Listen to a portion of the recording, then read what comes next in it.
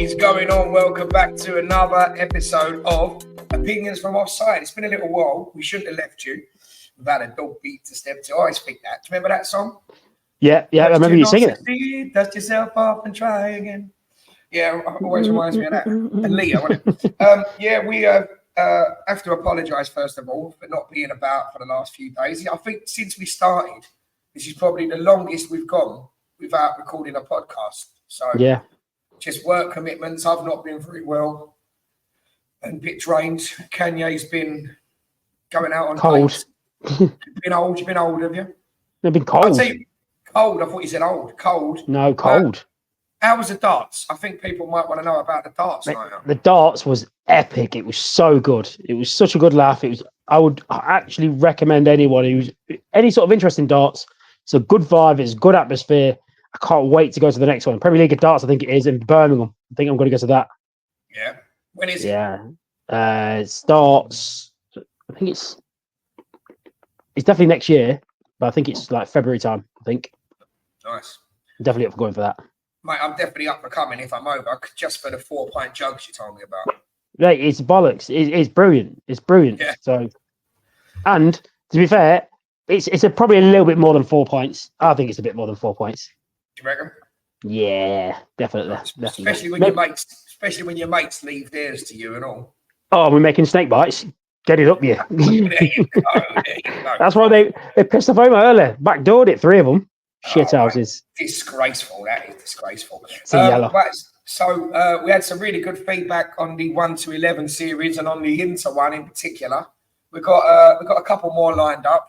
Oh, I'll tell you this. I keep forgetting to say it off camera, off air. So I'll say it now. Get Big Greggy North on here. Get Greg on here. He's got a lot to say about the Magpies. I want his Newcastle 1 to 11. So I arranged that. Well, I spoke to him and he says he's got it ready. But then when I mentioned a few names, he went, "Oh, actually, yeah, I'm ready." Like, yeah, that's it. Yeah. We had another one. One of the people who was going to do United, he said, "Is it 1 to 11's ready?" And I've just gone, "Oh." Because it was easier, because are you sure? Because, like, who would you pick out of, like, would you have Ronaldo up front? Would you have him out wide? Or would you have Rooney? Would you have Tevez? Would you have Van Nistelrooy? Would you even go Cantona? And he went, "What? I think I'm done. Let me just check it again." Like, that's how it goes, though, isn't it? That's really how it goes. Like, when you're spoiled for choice, really. I was thinking about, like, maybe doing an episode where I don't know whether I should do the West Ham 1 to 11 or get a West Ham fan on to do their 1 to 11.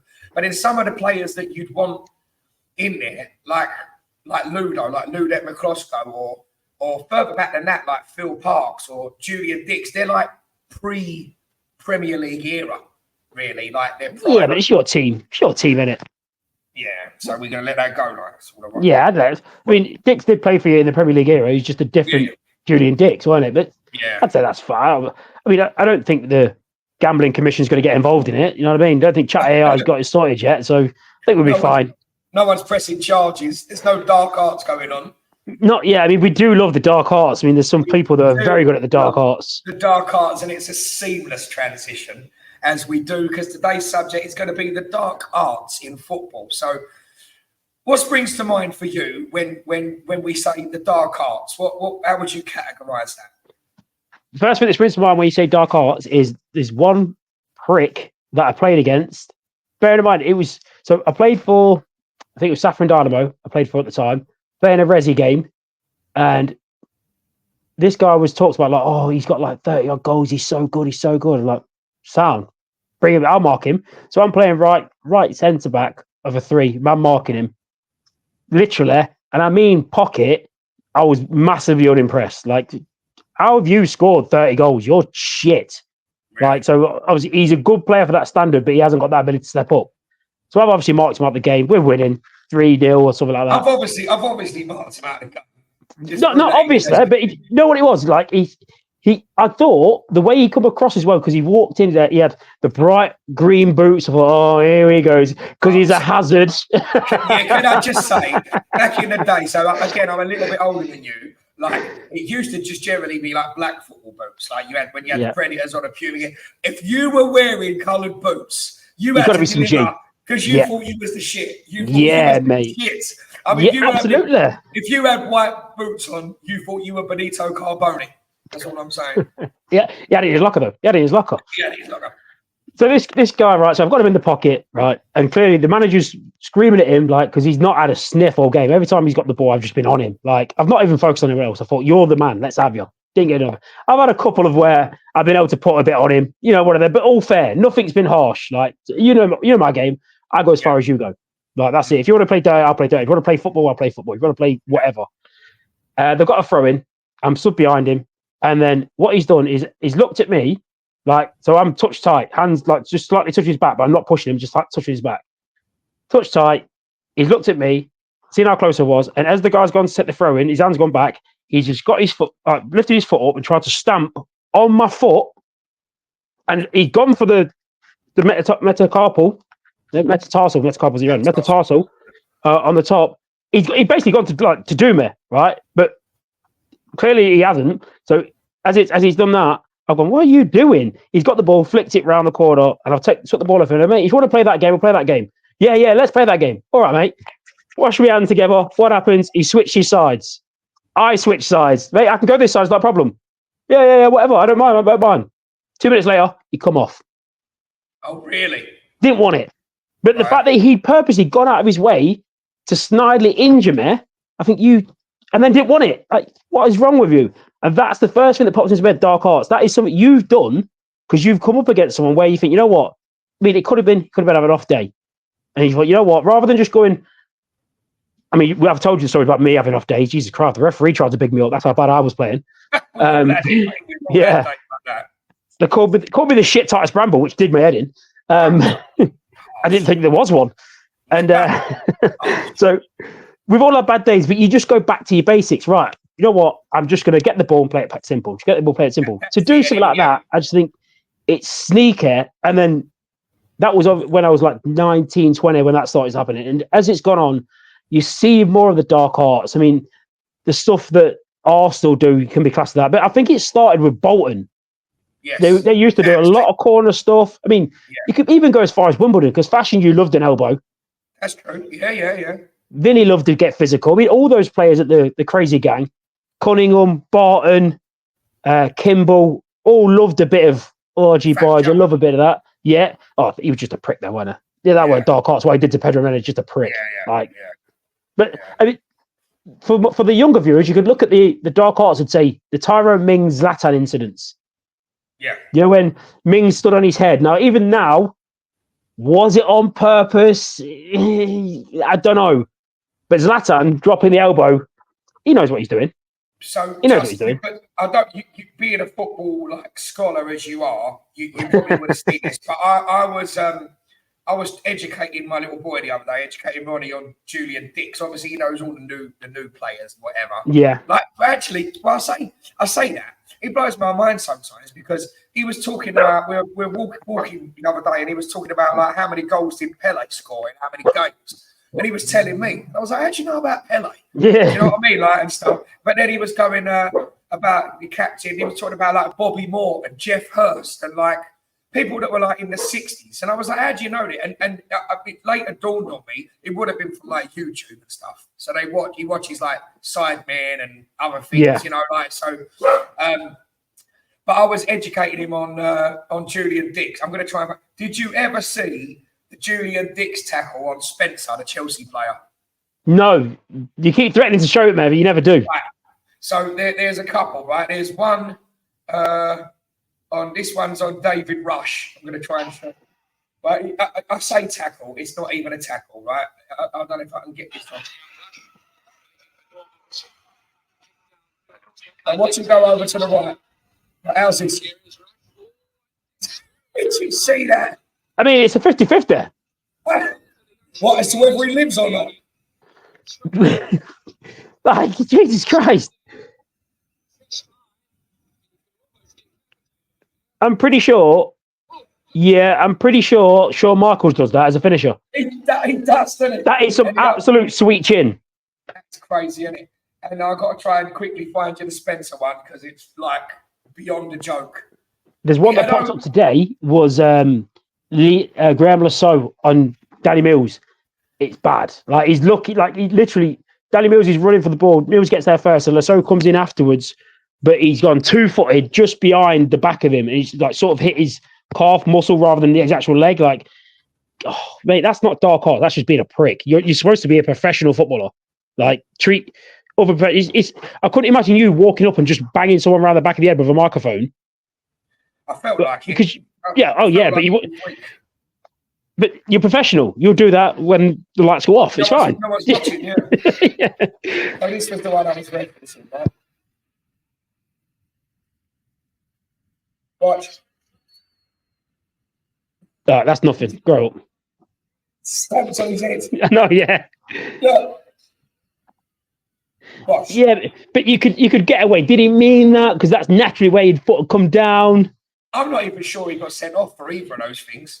I'm surprised they're a yellow. That's exactly right. So when I think so that is one element of dark arts. When I think of dark arts, I think about how much the game has changed, and you reference it a little bit. So there's all the sort of sneaky things that Arsenal do, like Arteta telling someone to go down with cramp, the goalkeeper to go down with cramp every 10 minutes, so they could all go and have a team meeting, so he can give instructions, things like that. But the reason I wanted to talk about this subject today comes from wifey, actually. Comes from my wife, who knows nothing about football and is not interested at all, right? So this is where it was born from. So we saw a statistic that during a game that was on TV, actual ball in... Yes, that's a statistic. Yeah, that's not my wife, by the way. Just for the record, that's not my wife. And I wouldn't want her to be too big. Have you seen the size? You've seen the size of the old plates of meat on Alicia Lehman? It's not what I've been looking at. No, mate, I do. That's the first criteria. I don't like. I'm working my way down, and I'm still struggling from that. You're stuck about here, aren't you? Yeah. So we saw a statistic that said the actual ball had been in play in a 90-minute game for about 47 minutes, which is crazy. And then another stat came up on another thing that last year, Brentford, who are sort of notorious for trying to slow down the game and run the clock down and time waste, but their average ball in play was 36 minutes out of every 90. So actually, they're not, when footballers are complaining about playing 2 games a week or whatever, like, I understand they've got the training, for me anyway, I understand it's a higher level and it's like explosive energy and whatnot, but you're actually only playing for 36 minutes because there's so many interruptions into the game. So a couple of things to talk about. One I didn't say off camera. I'll put this to you first. How do you feel about a continuous clock? There was talk of doing that. One of the things, I'm sure it was Infantino, who is the UEFA president now, one of the things he wanted to bring in was it Seferin? One of the two. Instead of it being a 90-minute game, it's 60 minutes of ball in play. Yeah. So if you want, to me, I'm a big believer in that because football's entertainment and sport. You got to be entertaining fans, and things like ball being out of play is not entertaining. Like it's just madness. So looking at that, yeah, I can see where you're coming from with the continuous clock. Yeah, it's a good idea. So you could have 2 hours. You could have 2 hours. So that would be like a 90-minute game plus extra time in theory, right? But continuous. And then I don't know if that just would be just a prolonged time wasting shit. Do you know what I mean? If your team's good enough to keep the ball under a press, then by all means do that. But I don't think we could do a 90 minutes game because then you're getting more like American football. No one wants to go to American football to watch an hour of actual American football, but you're there for 4. Like, I know it's quite a popular sport in America, but like I couldn't think of anything worse. Like Jesus Christ, it's like a game of cricket, really, isn't it? When you're sitting there the whole day and there's like the action's like few and far. It's worse when you're playing because then you get on, you just hit 3 balls and then you're out. All right, get off. See you later. Ridiculous. So like I get it, but then on the flip side of it, like the thing with Brentford, if you watch Brentford play, they're not really dark arts with Brentford. The ball's out of play a lot because they're usually in the league quite early, and every set piece is planned. So no matter where the throwing ups goes, the 3 centre backs come up. So you're waiting that bit extra for the centre backs to come up. Then you're waiting for the thrower to go and get the ball, and it's less than the others, but they have a reason to the madness. Like I think you've got teams like Arsenal. From what I've seen, I've obviously seen more Arsenal than Brentford, but Arsenal do it in a really sneaky way. They do it from goal kicks where they're waiting. to like, right, referee, tell me when you're ready. Tell me when you're ready. Like, yeah, blow the whistle. Like, you're ready then, yeah. And they'll tap it across. And it's just, come on, you're supposed to be a beautiful footballing team. You came second last year in the league. So technically, you should be better than 18 of the other teams in that league. You shouldn't have to do that. You should be better than them. Exactly. So, right. Especially when you're spending 75 million on Nicola Pepe. So it makes me laugh. If all else fails, at least you've got Raya in goal, Terry, right? So yes, that will be entertaining to watch. Yeah. So I saw a clip this morning. It's an old clip, and we're talking about this off camera, but we're referencing it.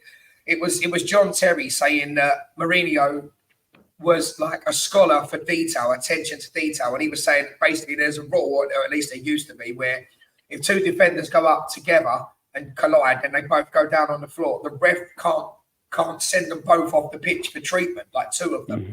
So that was a way of running the clock down. So even those teams, Chelsea were a top team then, really, weren't they, under Mourinho? Even the top teams are looking for those small advantages. But what Wifey actually said was during the Kudus incident playing Spurs. So if you haven't seen it, which most people watching probably have, or listening probably have, there was a bit of a melee. Van der Ven was on the floor. Kudus is frustrated, kicked out at him a couple of times. He stands up, they square off, everybody runs in. Kudus slaps him in the face. Slaps him in the face, really. Like, I mean, it was just that. It's like you throw a slice of cheese on someone. Like, that's it, yeah. I mean, we were saying off camera, first of all, like it is a red now. Like, without a doubt, it's a red now as soon as you raise your hands. But that's the way the game's gone. Like, I saw a clip from like the 70s where I think it was Archie Gemmill, however you want to pronounce it, you prefer, where they were squaring up to each other and he actually chinned him, actually put one on the player, and the referee grabs them both and says, like, you shake hands, and makes them shake hands, and they run off. It's just like the game has really changed. But anyway, back to Steph's point. Steph's point was Van der Ven's 6'5", a big unit, powerful and fast, whatever. He went on the floor from a cheese slice like he had been punched by a prime Mike Tyson. And he rolled around on the floor, clutching his face, like he was like never going to be the same again. And then Richarlison come running over to join in the melee. Kudus was facing the other way. He bounced off of Kudus, and then he went down on the floor holding his face like he wasn't the same again. And Steph was like, the whole thing's ridiculous, but that's ridiculous. And then we saw other games over the weekend where she saw like diving with what we call in football simulation. She was like, he didn't even touch him. Why has he done that? I said, well, it's the dark arts. He's trying to buy a free kick. He's trying to waste a bit. It wasn't even like in the penalty area. It's like last minute and the midfielder's holding the ball and someone comes sort of into the back of him. He feels that contact and he falls on the ball. Okay, free kick. And it runs the clock down and wastes a bit of time. Yeah. So she understood that, having like known nothing about football. And here's what she said. She said, if you go down like that, right, there should be a time limit.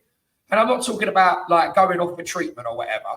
She said, just when players go down like they're dead, and then 2 minutes later they're up and then running around the pitch and fine, scoring a goal, whatever. She said, if you go down like that, the ref should say, if you're that injured and you're that bad and it's so tragic, you can't play anymore, get off the pitch. Like, you're down to 10 men, that team, sorry, go. And the way I referenced it, I said, like, almost call their bluff. Like, if you've got kids and you take your kids to the park to play and your kid bumps his knee or whatever, they come running, oh, my knee. Oh, yeah, you're right, come on, show me.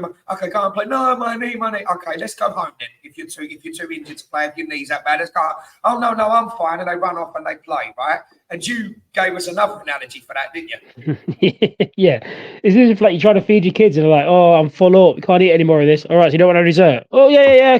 No space for ice cream. Like, yeah. Well, then finish that. Stop talking shit. So how do you feel about that? That's what Steph's saying. Steph's saying, if you're going down on the floor, holding your face, rolling around like something really like you've got, like your Fraser Clark being chinned by Fabio Wardley, you're going. Richarlison was like, look. Here's the thing. Fraser Clark made less fuss over looking like he'd had a stroke with a hole in his head than Richarlison did about running into Kudus, right?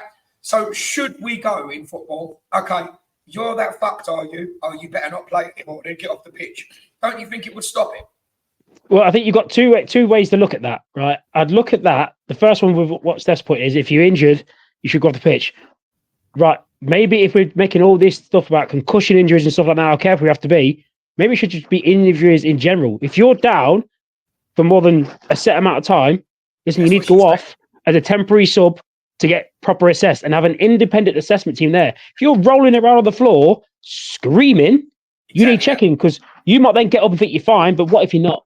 99% of the times you are, but what if you're not? So I tell you what, you need to go really test. You got to do that. And the reverse. If you're independently assessed and there's nothing wrong with you at all, then it's clear what you were doing was trying to deceive the referee. Yeah, but then see what I would do with that is, if once you're off, even if like you keep you off, like, it's not like you can just bring you back on. Like, have them off. Like, right, okay, that's it, and you get maybe. In fact, you know what I do? I put that injuries, those stuff like that, down as normal injuries, like as normal substitution. Sorry. So you get, what do you get now? 5 a game. That's a normal sub. 5's ample now. That's what. So right now you've only got 4. If you're that bad, you can't play, can you? If you're rolling around like that and you're that bad, you can't play. And the frame of reference for Steph, excuse me, the frame of reference for Steph was, I'm a big boxing fan, as you know. She said, in boxing, you've got either a standing 8 count to get your shit together, or you've got 10 seconds to get up and show the ref that you're coherent and your eyes are all right and your legs and you're ready to carry on fighting. Yeah. And Richarlison is rolling around on the floor for 3 minutes because he ran into someone. Like, sorry, mate, if you're that injured, we're going home. You're not playing in the park anymore. We're not going on the slide. I think there's something in that, don't you? Absolutely. I know the new law is, if you get treatment, you have to be off the pitch for 30 seconds. Like, once you've done your treatment, you're off. They don't just shout you on now. Yeah, come back on. You're off for 30 seconds, which is good, but it's minor. I got a yellow once for I went off because I had a problem with my boot, and the ref said I could go off to sort my boot out, and I thought he'd wave me back on, and he hadn't, and he turned around and gave me a yellow because he said I hadn't given you permission. Yeah, that was power mad. Yeah, ridiculous. So yeah, but there's the loophole there. If you actually are injured or you're claiming to be injured, that you get taken off, and there's that Mourinho style loophole between Van der Ven or Richarlison or others holding their face. The ref doesn't actually send them off. At the point where he goes, okay, do you need treatment? They're up going, oh no, I'm all right, and then they're running off calling for the ball. There's that bit in between. Rolling. Do you remember the Euros with Immobile? He went down in the box, grabbing his leg. Italy score. He gets up, runs off, and celebrate. I do remember. Yeah. Ridiculous. You should be embarrassed by that. Yeah. That should be embarrassed by that. It should be a yellow. Yeah. Because you trying to drag. There's dark arts, and then you're trying to fool the official. Like, come on, have less of that. You're a professional athlete on fucking good wages. Act like it. Exactly right. Another thing that I haven't spoken to you about on camera. My granddad used to say that the pulling and pushing in the box, especially from a corner or whatever, used to drive him mad. Like, obviously jostling, like in your story you referenced earlier on, marking your centre forward, you were touch tight. You're not pushing. You ain't got a handful of his shirt. You're not grabbing his hair. Do you know what I mean? Like, no one's grabbing yours, certainly, but he was a baldy as well. I wasn't. So my granddad used to say, do you know what? It would just take one directive to all the officials. This weekend, we're going to stamp that out, right? So as soon as you see any shirt pulling, blow out as a penalty. Like, you know what I mean? Like, straight away. Like, if you had one weekend of like you're grabbing in a box, your keeper's dragging you out of the way, you're knocking into the keeper, the defender's dragging you by the shirt, and all that, grabbing your shorts, penalty. You'd have like 10 penalties a game, every game over the Premier League fixtures. But the next weekend, that would be done and dusted, gone. Do you not think? It's lazy defending. It's lazy defending. As a defender, we were taught. Was it taught? Or did I just start to? I can't remember. Right, from a corner. Right, I would have my hand on you. Usually, at the back of my hand, right, would be on you. I'm not grabbing you.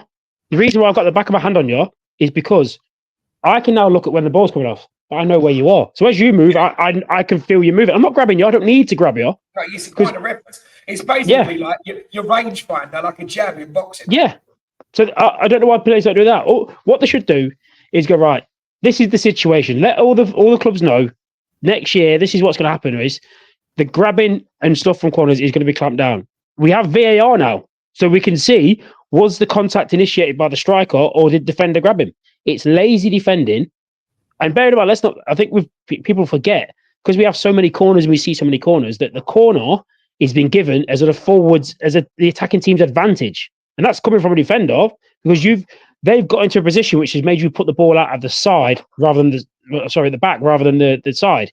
So they should have the advantage. If you're going to start grabbing in the box, absolutely start dishing out penalties. Like that will stop it very quickly. But by the same token, if that's breaking the rule, if I'm the striker and you're the defender and you're marking me, we've got a corner, but I'm grabbing your shorts to try and get a better position. That's your corner. Yeah. Done. Free kick. Yeah. Give the goalkeeper the ball. Your corner's gone. Simple as that. There you go. Job done. It would be over.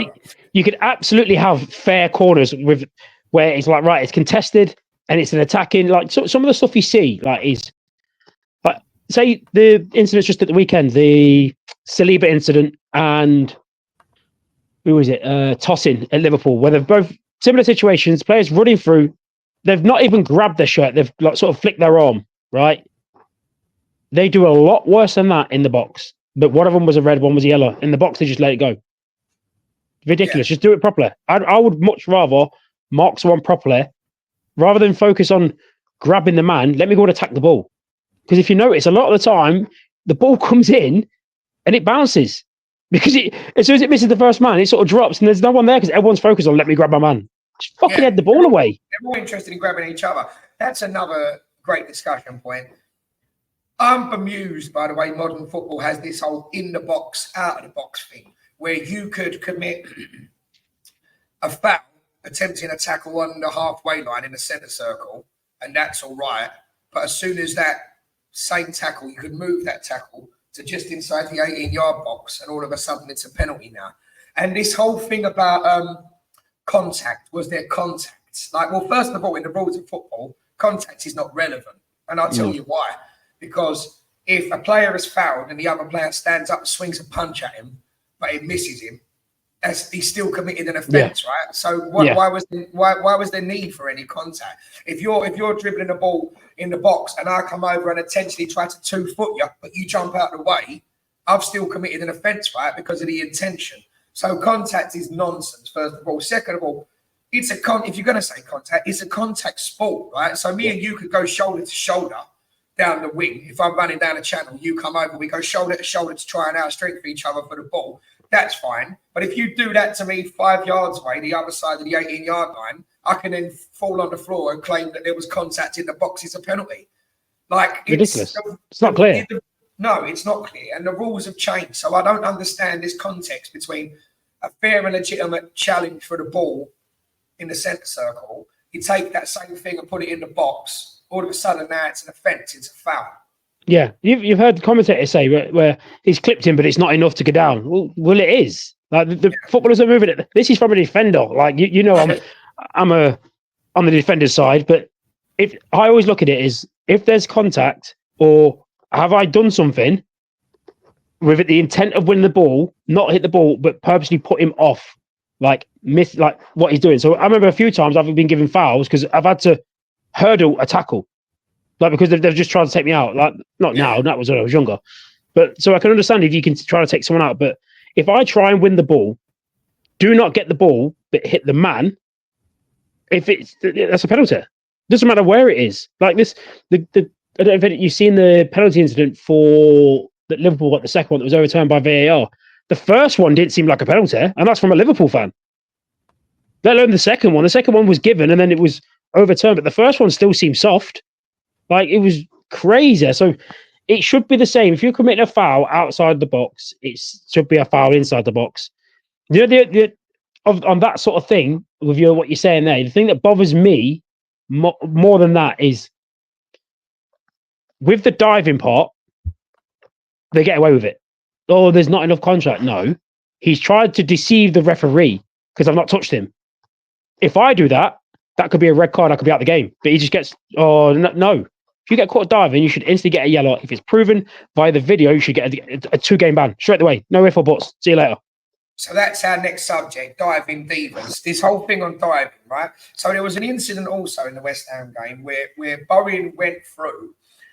A foul is a foul, right? The problem is and we spoke about this in the VAR episode, that when you are leaving it, you've got the technology, but ultimately when you're leaving it down to how the human being sees it or perceives the situation, it's still based on. It's open to interpretation. Open to interpretation. Again, with the boxing analogy, 3 judges can watch the same fight and see it 3 different ways. 2 can see one person winning it. Like it happened recently in the Beterbiev and Bivol fight. I thought Bivol had that. But I thought so. I thought Bivol won it by 2 rounds. One judge gave it to Beterbiev by 6. Meaning that he'd won 8 rounds and Bivol had only won 4. Listen, it was never a robbery. We won't segue too much into boxing, but it was never a robbery because all those rounds were close. And it depends what you like forward pressure or counter punching and clean shot. But and there were 3 or 4 of those rounds that you could give either way, depending on what you like. But that's my point. It's about what you like. And it's the same with referees and linesmen and VAR. When they're showing you an offence on VAR, you're watching it back on the technology, but it's still about what you like. So my question is, Bowen went through on Saturday, and the defender fouled him. It was definitely a foul. If he'd have gone down, it was definitely a penalty, right? Because it should be clear. That's an offence, that's a foul, right? I'm not just saying it because it was Bowen. Take anyone else. Take Salah's running, right? Salah's running through. Now, Salah has a bit of reputation for diving, right? So, and as did Sterling, as did Jack Wilshere, there are players that actually in the end get a bad rap from refs because if they've got the reputation for diving, they could actually have been genuinely fouled, but because they've got a previous history of diving, the referee looks on them negatively, right? But whereas my problem with the game Saturday was Bowen went through, the defender clipped him. He tried to stay on his feet and finish it, and then was off balance and put it wide. Right now, he should really. I don't like diving, but actually, he should have gone down, shouldn't he? Right. Yeah. But that's the problem with the day. So my question is, do you think to discourage diving, the referee should be brave enough to go, do you know what? You tried to stay on your feet. I'll let you play on for a few seconds, right? But actually, you were put off balance and missed that shot because of the offence. Let's bring it back. That is a penalty because I'm going to reward you for staying on your feet. But a foul is a foul is a foul. Yeah, that's how it should be. So basically, he should. That's what the whole advantage rule was brought in for. Yeah. The whole advantage rule was brought in to give the attacking team or the fouled team the advantage of the situation. So I could understand if Bowen's got the ball, steadied himself, had a moment, then gone to slot it. But if he's bouncing. Yeah, and he's bouncing, he's trying to keep himself on balance, but he wants to go for the goal.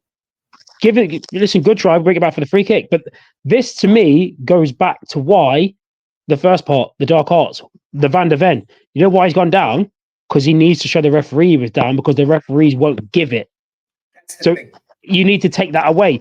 If just because someone's raised their hand to me, if someone's got to swipe me and I've moved up the way, that should still be a red. Exactly. Simple as that. Exactly. And to add to that, Richarlison has gone down holding his face. To put an exclamation mark on, he's raised his hands. So he's done that not because he's hurt or he's got a fractured orbital bone.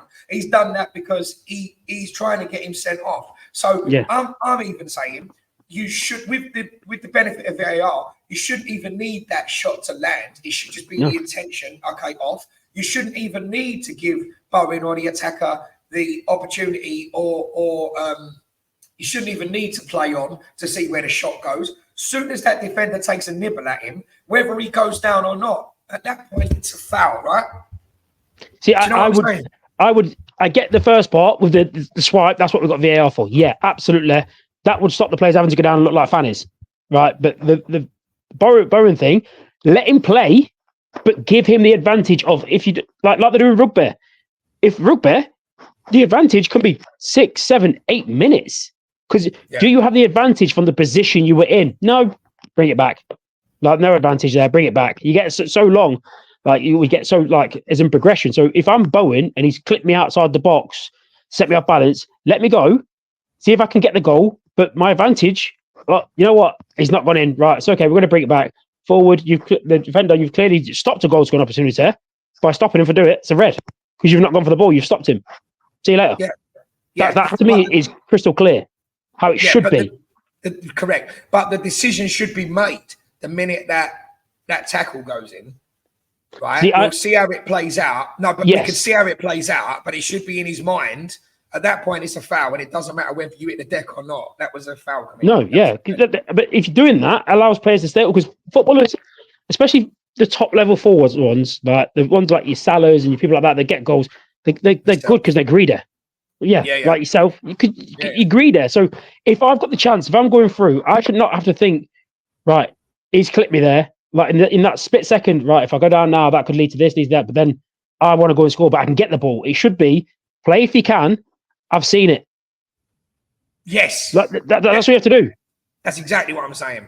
Yeah. To me, all the referee has to do is shout, is keep playing, player. That's it. Keep playing. That's an acknowledgement. I've seen the foul. Do what you can. It's coming back. If you want to then stop and go, fucking hell, like, all right, no problem, we'll stop. Like, you called that. But if you want to carry on and then you square the ball for a goal, there you go. No need for a 50-50 shootout. But I mean, not that a penalty is 50-50 statistically, but there's no need to try to beat the keeper from the spot. It's already in the back.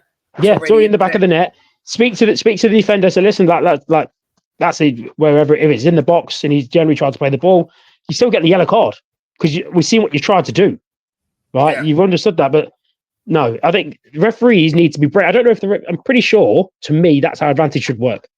And I don't know if the referees need to be a bit braver, because I don't know if you noticed, like, and this is the thing that bugs me with referees. Like, I remember I said to you, I was thinking about maybe doing a refereeing course just to get a bit more insight in it. Yeah. I'm not paying 164, 65 quid for that though. Jesus Christ. Really? Unless anyone wants to sponsor. I just want the cards to show you when you say something stupid. Oi. I know you got a yellow the other day in the Inter one, didn't you? Yeah, got a yellow for that. Mancini, rascal. With that, like, so the referees all referee the same. Now, considering we know, right? Imagine this is what my mind thought of. Look at the different styles of right backs. Look at the different styles of centre backs. Look at the different styles of centre midfielders. Different styles of goalkeepers. Different styles of managers. But all the referees are the same. Yeah, and they're very reluctant. You very rarely see the advantage rule. You very rarely see play arms out, play on. You very rarely see it. If it is, it's because, I don't know, someone's took a nibble at the number 10 or whatever, like around the centre circle, and the through ball's gone through and the ref wants to see how it plays out. Like, that's the only, like, you have a little count this weekend when you watch your team. Like, I'll be surprised if you see it once, let alone 2 or 3 times in a game. But there are definitely occasions in a game where the ref could note what's happened and allow the game to flow, but they don't anymore. And because of that, players are drilling themselves to go down, right? Yeah. So you need to make it obvious. In that situation with Bowen, he needed to punctuate that he'd been fouled to get the penalty. With the situation with Richarlison, he needed to punctuate that, send him off, that's a red, he raised his hand. But the situation with Van der Ven, he needed to go on the floor and punctuate that he'd had a cheese slice on his face. But then what happened? I love the way you're missing out the bit where Kudos has grabbed Saab on the throat. I love the way he keeps skipping that bit out. Oh, yeah, no, he did do that. And he definitely was wrong. And I said it was definitely a red. But I'm saying it was the segue using that example was that he wasn't incapacitated indefinitely, no matter what happened. Even if Kudus had held him by the throat with his left hand and punched him on the nose with the right hand, I still don't think a grown man, 6'5", rolls around on the floor like that. Of course you don't. Right. So the point was, if you're that incapacitated, you can't continue the game, can you? Do you know what I mean? But what I'm saying is, Bowen would have been better off going down, like players tend to do. Like Salah is a master at. Like you've even got this trend of people like leaving their training leg in now. Like if you're a centre back, and you're not even putting your foot in, or you're like having to. It's changed the game so much. You're having to like physically not put your foot in and move out of the way. If I'm about to cross it, a lot of defenders now have to worry about putting their arms behind their back because they're so terrified about the ball accidentally clipping them somewhere on the arm. Yeah. So the same way we spoke about like centre forwards, just when we done the one about goalkeepers wearing colourful tops and things like that, and like in their Euros, Ollie Watkins not even looking, just finding a goal, because all players in all positions, but coming from a striker, you drill and drill and drill to finish. You know instinctively where the goal is. You know instinctively where the keeper is. You know instinctively where the corner is. You're drilling and drilling and drilling. We're at a point now where players, and again, speaking as a centre forward, you're drilling that as soon as you feel contact, you go down like a wave. Get the debt. Yeah. Yeah. And it's not the way to do it. Like, you should be. Bear in mind, as you said at the start, football's a contact sport. You are going to be having contact at some point. The only way to make it like that is to take full contact out, and nobody wants that. No. Ain't nobody got time for that. Nobody got time for that. So I don't get it. It don't make any sense. Then it becomes basketball. Yeah, do you know what I mean? Like that. The point of because it's funny now, like in a modern world where stats are a big thing, right? And we should maybe do a subject like a podcast about this subject, because I don't know I've never asked you how you feel about statistics and XP, and like they even call it, like if I'm trying to take you on, or you and I are both going up for a header, they call it duels, don't they? Duels one. Like a duel really is like a fight. A duel is really like, I'll meet you at dawn, pick your weapon, 10 paces turn and fire, or we'll sword fight. That's a duel, right? But yet, ironically, you're not allowed to even go shoulder to shoulder anymore. Like they're taking the contact out of it. So the word duel is ironic, because actually you're not going up against each other with your physicality. Like players like Andy Carroll, even towards the end of his career, like he would go up. He's still playing. I know he is. We'll talk about that in a minute. Goals. Mate, I know. We'll talk about that in a minute. He used to go up with defenders, out-muscle the defender, and the ref would blow straight away for a free kick. So what's the point of having physical attributes if you're not allowed to implement your physicality or actually be physical in a contact sport? It's all going to turn into like tiddlywinks or line dancing, isn't it? See, you know what I think made the big difference in this? I think the perception that the La Liga is the dominant league. Because La Liga, you look at, for the time, you had Messi, Eto'o, Ronaldinho, Xavi, Iniesta, all tiki-taka players, and then they're talking about as good as Yamal is, and as good as like those sort of players that are coming through Barcelona. It's all sort of fed around like, oh, that's how the football should be played, and it's take it because they're not a physical side. They're basically giving you the skills to be a footballer in any situation until you move away from Barcelona, and then you're struggling. But it's sort of like they want the whole of football to be acclimatized. So this is how it should be played. You can play it that way, but this is the advantage, and this is where we're going to look at it. Playing in Spain, the physicality part of it, you can't touch a Spanish player, or a Canarian player when we play in Tenerife, because they just scream, and it's madness. Like I love a tackle, like I love a slide tackle. I love the physicality of it. These like hate it. The only ones that like it. The Venezuelan lads are brilliant. They love a bit of physical fight. They're great. The Moroccan lads don't mind a bit of physicality. Well, the bigger ones, the wingers, are fannies. Like some of them. Farage was my favourite. He loved to put his foot in, but as soon as you touched him, he's brilliant. Farage was. And then when the only ones that the Canarian ones I played with that were liked a bit of physicality would all want to do it off the ball. Oh, really? And I'm not saying it's all of them, but the ones that liked it just wanted to do it off the ball. So when we played and we played against them because we liked the physical side of it, we'd be physical regardless. These lot didn't like it, and they liked it afterwards. And I'm like, that's sort of against the point of what you're doing. If you want to play physical, let's play physical. Let's do it. Why are you trying to be sneaky and do like swing kicks at people off the ball? What are you doing? Like, it made no sense. Like, and it baffled me. But I think that's where the whole thing has come from. It's come from Barcelona is the show team at the top. That's how everyone should play. So let's protect those players to bring the best out of them. Because you can imagine if Messi 20 years ago is getting lumps kicked out of him. Yeah. Would he be the same player, or would he toughen up, or would he be like, you know what, this ain't for me? Well, that would have separated the men from the boys, because I was about to reference Maradona. Think about how people used to go after him to stop him. Yeah. Do you know what I mean? That was the only way to really stop him. And even then, he was, I remember I used to play with a player. He was a kid then. He's my age now, obviously, called Chris Stowe. was a really good player, hell of a player. When he was on your team, he was a bit greedy. He used to. I remember once going to hack him down because he wouldn't pass to me for the whole game, so he was on my team. But yeah, he was another. But he was so skillful, and he was so quick that even if you went to kick him, you swung and missed because he was gone. Do you know what I mean? Like, so yeah. So maybe that's how you deal with it. I mean, you hear about the United team talking about Ronaldo in training. They used to kick lumps out of him. So whatever you did in a game against him was nowhere near as what you got at training. Yeah, they're used to it. Yeah, and then the power you have to put on the swing to actually like go through the ball. By the time you've done that, I've seen it coming out of the way. Loaded up. Yeah. I'm out of the way. Yeah, listen, that's how it is. Sent you for a lollipop. So did you say there that La Liga is a better technical league then? Is that what you're saying? But technically wise, I'd probably say it is. But because Barcelona everyone raves about that Barcelona team, how great they were and stuff like that. And I think it's sort of subconsciously in the high ups in FIFA that Barcelona is. We don't forget, look at the players that we had that played in England that should be competing for Ballon d'Ors and weren't even near. Yeah. You know what I mean? Henry should have won 2 Ballon d'Ors. Yeah. Ronaldo, Ballon d'Or winners from England, we've only had Ronaldo, Premier League era, I've had Ronaldo, Owen. Any more? Craig Dawson. Should be winning, but didn't. The Ballon Dawson. Oh, Ballon Dawson.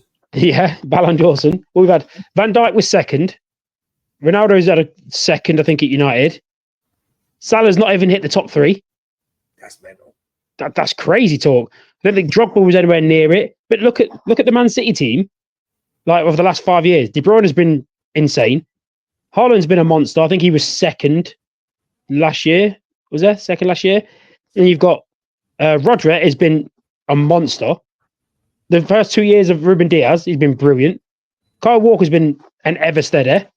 So to not get near it, but then you look at the Spanish ones, it's always Messi and Ronaldo because they played in Spain. Yeah, like I genuinely think there was a subconscious bias of La Liga. I mean, I know they won a lot more Champions Leagues and Real Madrid dominating, but I just think it's a subconscious bias towards the La Liga. Don't know if it's true or not, but and then that's why the referees now protect these sort of players. The physicality side's being sort of dragged out of it a little bit. Talking about Drogba earlier on, did you know that West Ham was supposed to sign Drogba before he went to Chelsea? It was all lined up, and then we got relegated and it fell through. Liverpool was supposed to sign Czech before he went to Chelsea. We actually had Neymar on trial, and someone like Glenn Roeder didn't fancy him. We Shevchenko we were supposed to sign before he was Shevchenko. But we're doing an episode on like nearly signings. Do you know what I mean? Yeah, I've got one for you for your own research, right? So last weekend there was a Legends game in Korea. Right. Attackers versus defenders. Right. So I'll find it because I'll put it on my save list later. But the defenders team was like Puyol, Rio Ferdinand, Vidic. Right, so before we name any more, let's do an episode where we pick defenders 11 all time, and we pick forwards 11, and then we'll chat AI to see what happens. Yeah. See, I'm already confident, maybe because I'm biased, but defenders will win. Defending is harder than attacking, and defenders can do attacking. So we're going to smash y'all. But it depends, can they finish? Depends. You're going to need like a Roberto Carlos or someone in there. Doesn't matter, because with that good, we'll get 7 chances, because you can't defend, bro. We're just going to go route 1. We're going to kick the ball at you and play on your first touch, unless you've got Berbatov back there. There we go, then. We'll have to see how we go. So you talking about the bias towards La Liga leads me nicely into today's unpopular opinion for you, right? And we'll wrap this up with an unpopular opinion, because I know you want to get back to work. Holla at your boy. Right. The Premier League isn't the best league in the world. It's just got the most money because of the TV rights. It's not nearly as exciting as it used to be. The players are too drilled. It's too tactic-based. And there's no freedom or creativity anymore. Discuss. Where's the unpopular opinion? That's just speaking facts, isn't it? So you agree with that? Yeah. Okay, then I'll take the other side of things. Okay, but then it's the best. The reason it's the richest, devil's avocado. The reason it's the richest league in the world is because it's the most exciting. It's or most competitive. Most competitive because Well, at the moment it's not because of Man City, but then there's every chance that Liverpool or Arsenal are going to challenge. It's not a foregone conclusion. It's been pretty much a foregone conclusion in Italy that Juventus are going to win. It's been pretty over the years. It's been pretty much a foregone into the last 3 years. Yeah, but that's true. And I was actually going to reference Bayern Munich, but it was Leverkusen and Dortmund just missed out as well. So, but traditionally, well, okay, I mean, the Scottish League is a two-horse race, you know. So maybe it's because. But I'll tell you what. Then I'll tell you what. On that point, being as I'm playing devil's avocado, Ipswich can turn up on any given day and beat Liverpool. Yeah, can completely agree with that. That could happen in most other leagues. Yeah. But I'm struggling to. If one team don't, the only reason why, right? I'd look at it right. Back in the day, we had the opportunity where we were more entertaining, and because of in England we had more competition. We have a top 6. It's probably looking more like a top 7, top 8 now. So you got your top 4 now is Liverpool, Man City, Arsenal. Behind that, you've got Chelsea, Spurs, United. So there's 6 teams there. Then you've got Brighton who are up there, West Ham can be up there. All these teams can quite easily be up there. So you've got 6 huge teams in England. The reason why we get around more is because those 6 teams are successful when they play, so they have a good fan base from around the world. Because they see more. You know Real Madrid are going to be in Champions League next year. You know Barcelona will be in the Champions League next year. So they have their fans all around the world. And I think why we're seen as more competitive, because you'll go somewhere and you'll see Spurs fans. You'll see West Ham fans. You'll see Chelsea fans. You'll see Arsenal fans. You'll see all these fans elsewhere. It's very rare you would go to an America game and see Celta Vigo shirts. I think that's the difference. The Premier League is the most commercial league because of because of not just the marketing. I think we also have the money, but we use the money to draw players in. So maybe imagine if you put the Barcelona and Real Madrid model of the La Liga money and took that away. Listen, all the teams get the same money. Yeah. How different would that league be there? Well, that leads us on to, we're going to get our friend who was educated in America to tell us about the draft. That leads us on to the draft conversation, which is another topic we're going to do. Just because I'm mindful of the time, I'm going to throw 2 more unpopular opinions at you. They're Liverpool-based, right? Come on. This is not my opinion. This is one I've looked up. All right, Joe Gomez, is a championship-level defender at best. He's only flattered by playing next to Virgil van Dijk. No. Not a chance. No, not even close. Right, we'll go for another one. Do you want a reason, or are you happy with that? Just no. Because I can't even find a reason to back up this person's opinion. But this is one though. Ruben Diaz has been better and had more impact on Man City than Virgil van Dijk ever has at Liverpool. Discuss or speak facts. It's up to you. I can listen to it. Listen to the Devil's Avocado, or I can speak facts. Give us both. Give us right, an argument. Speaking facts. You're Liverpool, speaking facts. So give us both. Liverpool were always going to be leaky at the back. That's what causes issues. We always had the issue. Never had the issue getting goals. We had the issue at defence. Alisson and Van Dijk. Yeah, heavy metal. Alisson and Van Dijk completely changed that. We were now not only solid in defence, we were organised at the back, but we were organised with having 2 attacking fullbacks. So basically, we weren't really defending as a team because we attacked as a team. So we got caught out of position, and we had Van Dijk, and at the time, who was the other centre back at the time we had? Lovren. Like, Jesus Christ. That Lovren was trash. So we had players being caught out of position who had to chase back. Ruben Diaz at Man City went there with a team that had already won 2 titles. That was already built with not just some of the best players, the best players in their position. Sergio Aguero, for example, was there. You had De Bruyne in the midfield.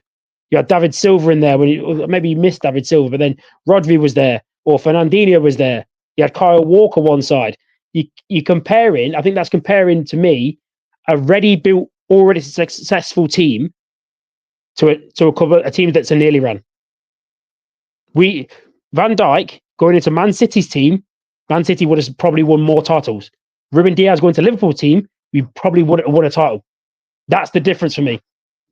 Now tell us a devil's avocado argument why Diaz is better than Van Dijk. Because Diaz has won more trophies. Again, That's as best as you get. Comes back to what's your metric, doesn't it? Like, it comes back to, like, what are you judging it on? You know how we always say that? Like, is it titles won? Is it standard of opposition? You know what I mean? I think you've got to look at it in a bit of all, and I think it varies on position as well. There's no point, like, you can't imagine you judging Salah and say Salah's he's a shit winger. Why? Because his cross accuracy is awful, right? But he's 30 or 35 goal contributions away from Wayne Rooney's record, and he's only played in the Premier League for half the time. So where do you measure it? I think you've got to look at it objectively from what you expect and how you're comparing. But you compare it. I always think you should compare. Say we're comparing Diaz and Van Dijk. Compare the three strengths of Diaz to Van Dijk, and where they level up, and then compare the strength from Van Dijk to Diaz. So I would say a very easy argument for me. Right, you've got one of the greatest centre backs playing for you. So you've got, I don't know, say you've got Bobby Moore is your centre back. You've got the choice. Both players are available to join him. Do you want Ruben Diaz or do you want Van Dijk? Both the same age, both at the peak of powers, both the same price, both the same money. Who do you want? Who do I want? Yeah. Or that's the hypothetical question. So for you, so if your defence is set, you've got your dream team. Problem is now you've got 25 million left. Your other defensive partner is whoever you want. Say Bobby Moore. You've got Bobby Moore there. Your keeper's good. Last bit of money, who are you having? Are you having Van Dijk or are you having Diaz? I don't think there's a lot between them. Who's quicker? Van Dijk.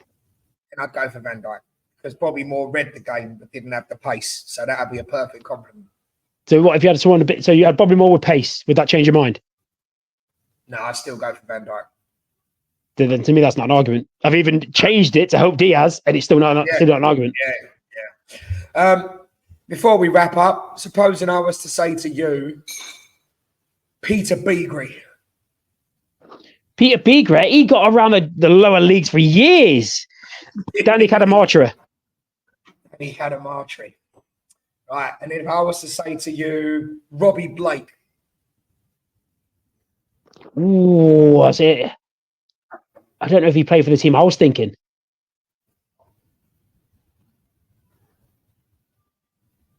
Ooh, I was thinking Bradford. That's what I'm doing. Is it Bradford? Yeah. All right. I would go with David Weatherall. David Weatherall. And I will counter you with. Did he play for them? Did Dean Saunders play with them when Peter Beagrie was there? Yeah, Dean Saunders. Stan Collymore. Did he play at Bradford? Did you not see his debut goal? He scored a bicycle kick. No way. Yeah, scored a bicycle kick on his debut. Andy O'Brien. Trash. Absolute trash. Jason Lee. But hang on, Andy O'Brien or Virgil van Dijk next to Bobby Moore? What are we saying? Oh, you know what? That is the real question. I'd rather go with Jean-Alain Boumsong. And a Boumsong. He was trash. Right, we'll have one more each. Let's go for John McGinley. Nick Barmby. Do you know he was in the England squad, wasn't he? And everything. Yeah. That's when we had no left wingers. Didn't he go to Middlesbrough? Yeah, Middlesbrough. Yeah. Because he was the last player to transfer from Everton to Liverpool directly. Did you ever remember that game where I think it would have been, who would it have been that got injured? It would have been someone like Shaka Hislop got injured in goal for West Ham.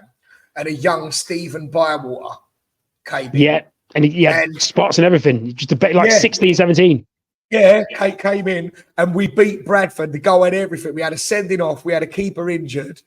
Di Canio kept getting chopped down in the box. And then he had a sulk because he just sat on the floor and went, off. I'm not going to get anything today. I'm not going to get a single thing to take me off. I'm done. And then we won 5-4. Because that's the one where Lampard was your penalty taker and he refused to give it him. He was like, no, I'm taking it. Like, move, I'm taking it. They argued over it, didn't they? Yeah. But he slotted it away. Mate, Big Paolo. Big Paolo. Big Paolo.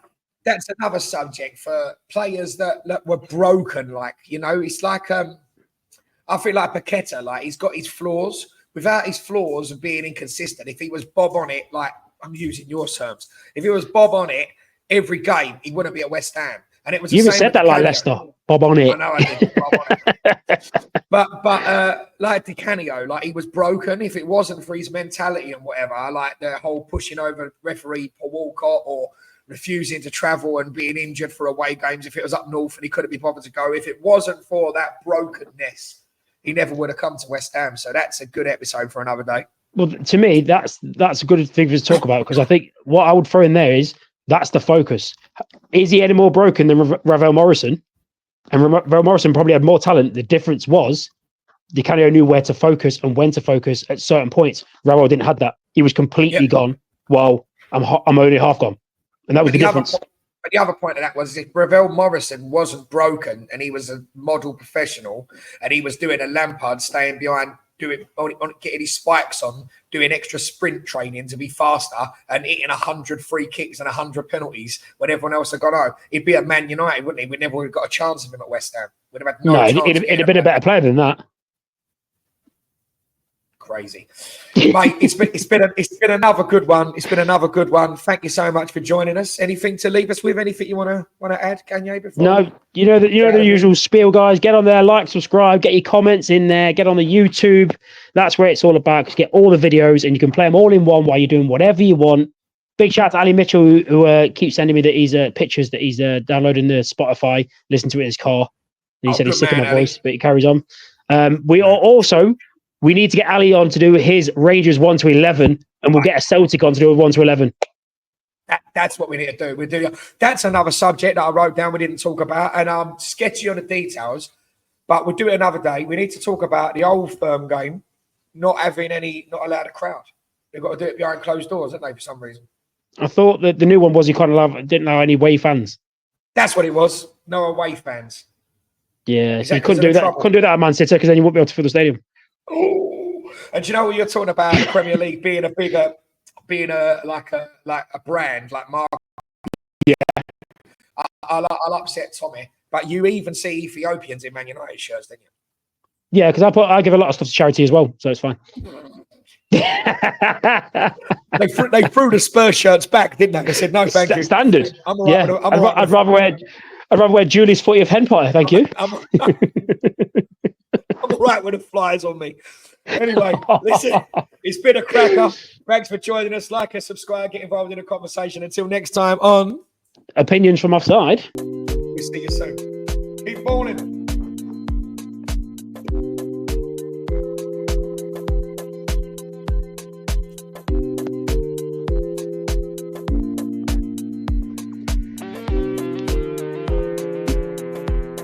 And we're out.